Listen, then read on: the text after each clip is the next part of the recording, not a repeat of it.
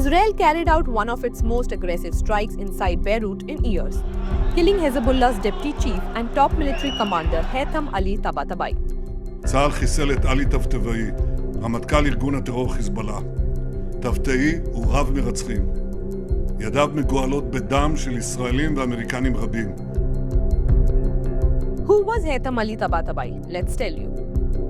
Born in 1968 in Beirut to a Lebanese mother and an Iranian father, Ali Tabatabai grew up in southern Lebanon and joined Hezbollah at the age of 12. He was not among Hezbollah's founders, but was part of its second generation.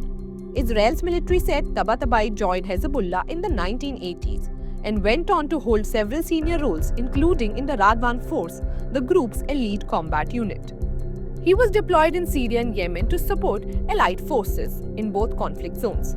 He rose in rank to become Hezbollah's de facto chief of staff, second in command after Secretary General Naim Qassem. The Israeli Prime Minister's office said he was responsible for strengthening the group's military capabilities and overseeing its rearmament during last year's war.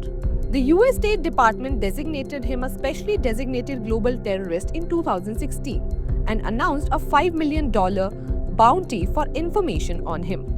In 2015, Israel had attempted to assassinate Tabatabai in southern Syria in a strike that killed Jihad Mughniyeh, son of Hezbollah commander Imad Mughniyeh, who was killed in 2008.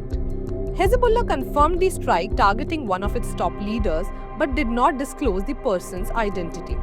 The recent operation, conducted deep inside the Lebanese capital, was the first major Israeli strike since June 2025, when it hit a Hezbollah drone factory and the first time the Israeli Air Force targeted a senior Hezbollah figure since the ceasefire.